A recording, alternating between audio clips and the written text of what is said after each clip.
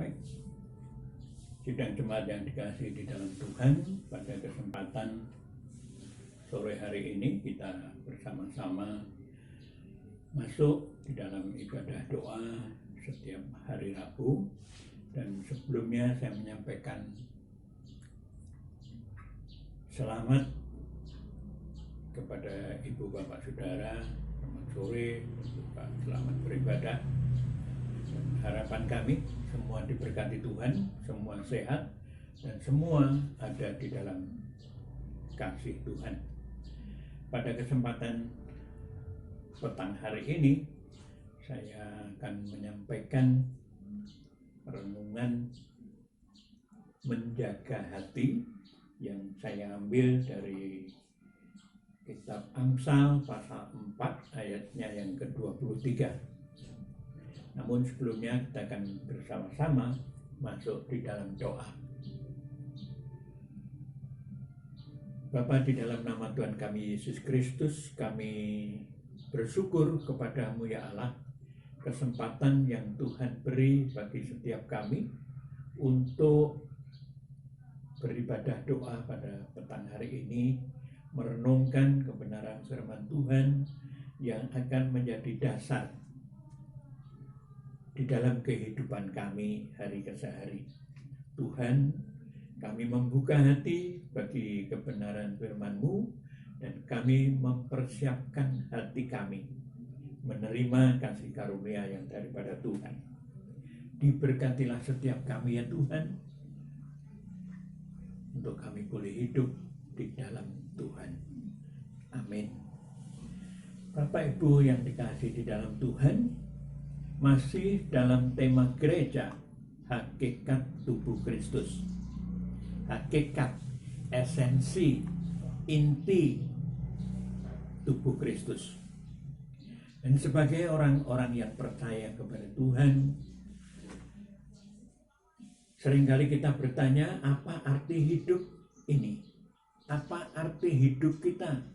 Hakikat keberadaan kita di dalam kehidupan ini sebagai murid Yesus, sebagai pengikut Yesus atau tubuh Yesus Kristus, di dalam semua aspek kehidupan, di mana di dalamnya kita terlibat dan juga melibatkan diri dengan sadar dan dengan penuh tanggung jawab sebagai pribadi-pribadi umat Tuhan. Ada beberapa pertanyaan yang perlu kita renungkan berkaitan dengan hakikat tubuh Kristus. Yang pertama, paling tidak kita akan bertanya, benarkah kita telah menghidupi suatu hidup sebagai umat Allah, sebagai anggota tubuh Kristus di tengah-tengah kegelapan dunia ini? Bapak, Ibu, Saudara yang dikasihi Tuhan, kalau menyimak kitab Kolose pasal 2 ayat 6 dan 7, di mana di dalam perikop itu diberi judul kepenuhan hidup dalam Kristus. Ya.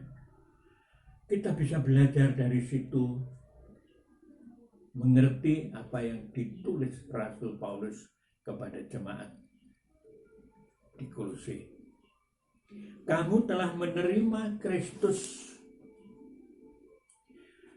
Yesus Tuhan kita, karena itu hendaklah hidupmu tetap di dalam Dia, hendaklah kamu berakar di dalam Dia dan dibangun di atas Dia. Hendaklah kamu bertambah teguh dalam iman yang telah diajarkan kepadamu, dan hendaklah hatimu melimpah dengan syukur. Mari kita perhatikan baik-baik ayat ini. Kamu telah menerima Yesus Kristus Tuhan kita. Artinya bahwa saudara dan saya sudah mengambil satu keputusan yang tepat. Keputusan yang harus kita yakini, bahwa kita menerima Yesus Kristus sebagai Tuhan dan Juru Selamat. Karena itu hendaklah hidupmu tetap di dalam Dia. Paulus menegaskan kepada umat jemaat di Kolose, dan saya berpikir itu sangat relevan saat ini untuk saudara dan saya sebagai pengikut Kristus. Hendaklah hidupmu tetap di dalam Dia. Artinya kehidupan kita di dalam Kristus setelah kita menerima Yesus Kristus sebagai Tuhan dan Juru Selamat kita, kita harus memiliki kehidupan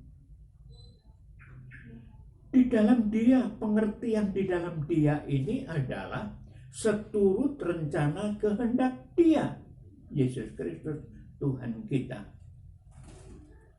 Satu keputusan hidup yang memiliki satu konsekuensi, memiliki ketertundukan akan Allah Tuhan kita, yaitu kesediaan hidup di dalam bimbingan kehendak Allah.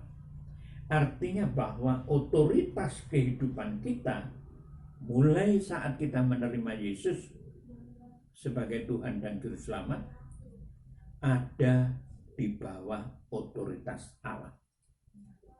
Hendaklah berakar di dalam Dia, dibangun di atas Dia. Nah, Ibu Bapak yang dikasihi Tuhan, ayat ini mau tidak mau akan kita perhatikan dengan seksama, sebab tanpa belajar mengenal Allah dan firman-Nya, mustahil untuk dapat mewujudkan satu hidup yang berkenan kepada Allah. Mustahil untuk dapat mewujudkan pertumbuhan kehidupan kerohanian, pembangunan kerohanian di atas dasar Yesus Kristus Tuhan kita. Saudara yang dikasihi di dalam Tuhan, melalui pembelajaran Alkitab yang saya ambil dari Kolose pasal 2 ayat 6 dan 7 ini, kita mendapati satu pemahaman tentang hakikat, esensi hidup di dalam Dia. Yang pertama yang harus saudara dan saya sadari adalah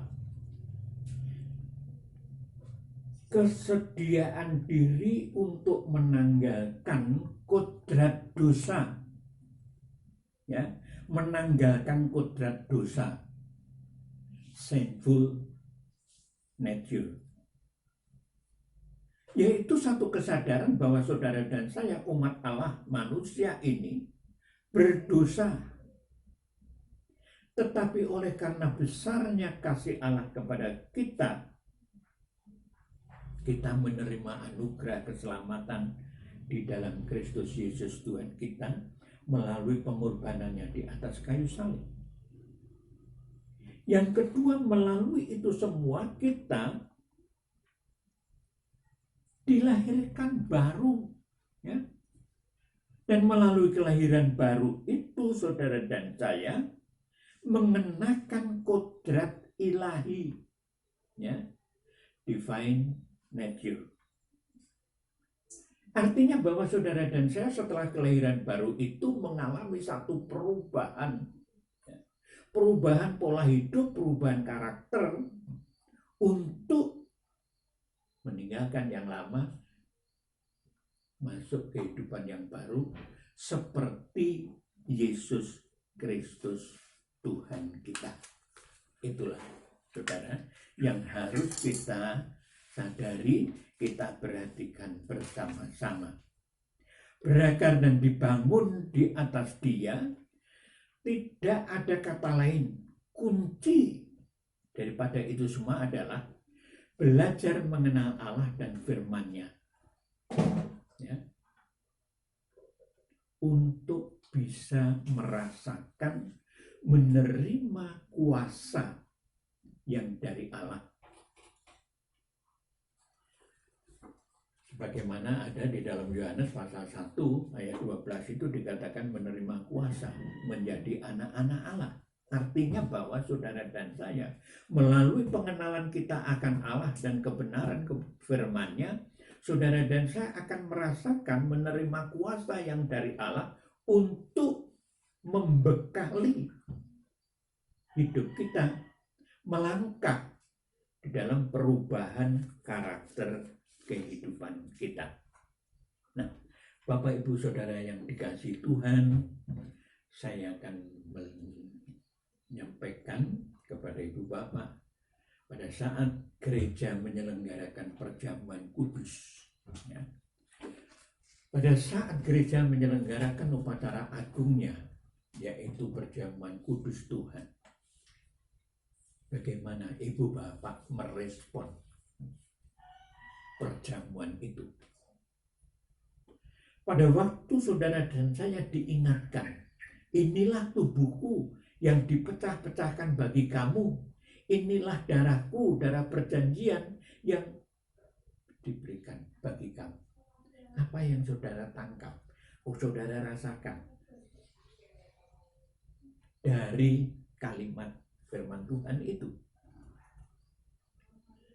Bahkan dikatakan juga di situ, makanlah, minumlah darahku. Luar biasa. Artinya bahwa melalui perjamuan kudus Tuhan itu saudara dan saya diingatkan, walaupun hanya sebatas sebagai lambang, tetapi juga saudara dan saya harus bisa menerimanya seolah-olah, ya, sekali lagi, seolah-olah saudara dan saya menerima tubuh Kristus, menerima darah Kristus yang akan, ya, kuasanya bekerja di dalam hidup kita. Nah ini, ya. Nah untuk bisa saudara dan saya memiliki, ya, kehidupan seperti yang dikehendaki Tuhan, kehidupan sebagai tubuh Kristus, peringatan ini akan membawa kita pada hakikat hidup sebagai umat Tuhan, ya, hakikat hidup sebagai tubuh Kristus. Ibu Bapak yang dikasih di dalam Tuhan, sekarang saya mengajak Ibu Bapak untuk membuka kitab kita di dalam kitab Amsal pasalnya yang keempat, ayatnya yang ke-23, di mana di dalam ayat itu dikatakan demikian: jagalah hatimu dengan segala kewaspadaan, karena dari situlah terpancar kehidupan. Nah, sekali lagi kita membaca bersama-sama. Jagalah hatimu dengan segala kewaspadaan, karena dari situlah terpancar kehidupan. Ibu Bapak, sidang jemaat yang dikasihi Tuhan, hidup kita ini dilihat orang, ya. Hidup kita ini merupakan kesaksian, menjadi saksi Kristus, ya, bagi dunia di sekitar kita. Jagalah hatimu, perhatikan kata-kata ini, jagalah hatimu, ya. Nah, selama ini kita seringkali berpikir bahwa sumber kehidupan ada di otak, di kepala. Tetapi Alkitab berkata lain. Bahkan Alkitab dengan tegas, hatimu, dari hatimu terpancar kehidupan. Artinya bahwa hati merupakan sumber kehidupan setiap umat percaya. Kehidupan setiap orang bersumber dari hati. Ya. Saudara, mengapa demikian? Ya, kita harus tahu juga, sebab hati itu meliputi perasaan, meliputi pikiran, dan juga meliputi niat kehendak manusia. Ya. Sehingga muncul ada perasaan hati, ada orang berduka cita, kita berperasaan, berempati, itu muncul dari hati. Ya. Ada orang yang kekurangan atau apapun, mungkin sakit, penyakit, kita peduli kepada mereka, muncul karena ada niat hati, ya. Pikiran. Ya, hati mengandung pikiran. Karena apa yang terpikir di dalam hati kita, itu yang keluar. Jadi kalau pikiran kita, hati kita itu mengeluarkan pikiran-pikiran yang baik, akan berhasil baik. Tetapi demikian sebaliknya, kalau hati kita mengeluarkan pikiran-pikiran yang tidak baik, yang kotor, yang ya kita semua tahu hasilnya seperti apa. Tetapi hati yang merupakan sumber kehidupan itu pun merupakan kehendak, niat dari seseorang itu. Ya, maksud hati mau memeluk gunung. Maksud niat hati mau. Nah, hati yang berbicara. Hati yang menjadi sumber dari kehidupan itu. Oleh karena itu, ibu bapak saudara yang terkasih di dalam Tuhan, Alkitab dengan sangat jelas, jagalah hati, jagalah hatimu, karena dari situ ini berbicara tentang hati itu tadi, ya, terpancar kehidupan. Kalau di depan tadi saya sampaikan kepada ibu bapak saudara bahwa hidup kita dilihat orang. Ini ya, penjenengan garis bawah itu. Ya. Bahwa hidup kita itu dilihat orang. Orang Jawa bilang wong urip kuwi sawang sinawang. Tetapi orang Jawa bilang sawang sinawang itu tentang keberhasilan duniawi. Orang itu jadi kaya, jadi pejabat. Tetapi jagalah hatimu, hidup kita diperhatikan orang, itu bukan sebatas hal-hal yang duniawi, tetapi perhatikan ayat ini, memancarkan kehidupan. Pengertian memancarkan kehidupan ini adalah memancarkan kehidupan sebagaimana Kristus hidup. Saudara dan saya sudah lahir baru, ada satu perubahan kehidupan secara total, ya, meninggalkan yang lama dan hidup baru di dalam Kristus. Ini yang harus kita pancarkan keluar. Nah, esensi, hakikat daripada tubuh Kristus adalah memancarkan kehidupan Kristus kepada dunia di sekeliling kita. Ya, bisa keluarga, bisa tetangga, bisa teman, kolega di dalam bisnis atau apapun namanya. Tetapi yang harus kita perhatikan, kehidupan kita dilihat orang. Kehidupan kita sebagai anggota tubuh Kristus, sebagai jemaat Allah, ini yang diperhatikan orang. Kalau mana kehidupan kita itu tidak mencerminkan Kristus yang hidup di dalam kita, nyuwun sewu ya, yang jelek bukan hanya kita, tetapi juga menyangkut gereja dan juga menyangkut Tuhan sesembahan kita. Ini yang harus kita pahami. Oleh karena itu, ibu bapak saudara, saya akan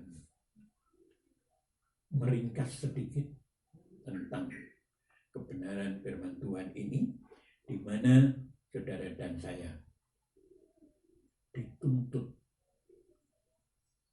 oleh firman Tuhan untuk menjaga hati supaya kehidupan kita memancarkan kehidupan Kristus bagi lingkungan kita.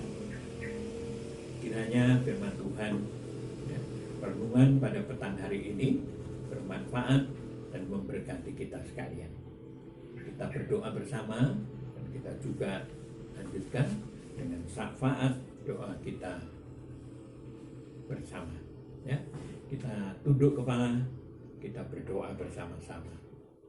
Ya Yesus, ya Tuhan kami, Kami naikkan puji syukur kepadamu ya Allah.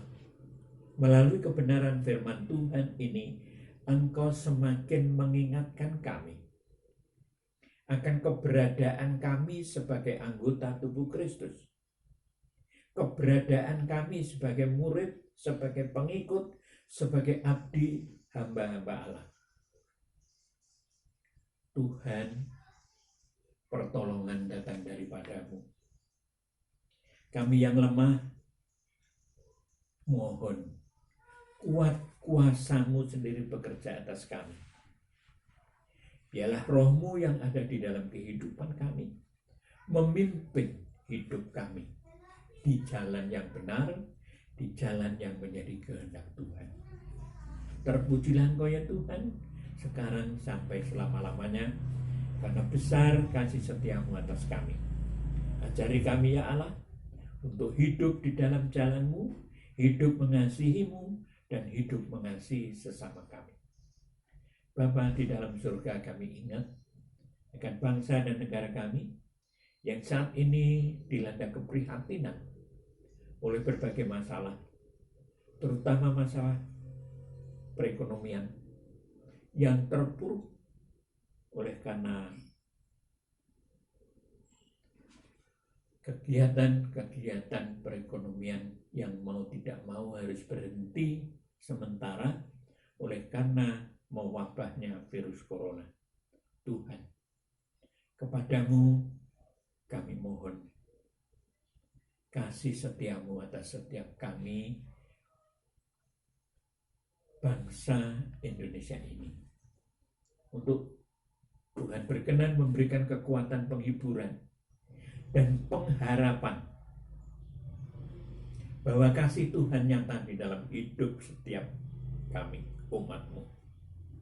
Bangsa Indonesia yang terpuruk ini oleh karena campur tangan Tuhan akan kembali bangkit dalam kehidupan yang normal. Tuhan, kami tahu dan kami meyakini bahwa kuasa-Mu yang akan terjadi. Kalau mana Tuhan berkehendak, kami yakini virus corona akan berakhir. Negara ini akan kembali bangkit. Di dalam perekonomian, di dalam kehidupan hari ke hari. Secara khusus Tuhan, kami berdoa untuk dokter, para medis, dan tenaga-tenaga kesehatan. Tuhan berkati mereka dengan kuat kuasa yang dari Tuhan, kesehatan yang dari Tuhan, dan juga hikmat yang dari Tuhan, sehingga bisa menangani para pasien dengan baik, dengan benar, dan biarlah nama-Mu Tuhan dipermuliakan melalui pelayanan mereka. Kami juga menyerahkan Tuhan akan Bapak Presiden dan seluruh staf jajarannya. Tuhan memberkati dengan hikmat yang daripada Tuhan, sehingga segala keputusan kebijakan yang diambil, yang diperhitungkan dengan baik, dengan masak, dilandasi di dalam takut akan Tuhan.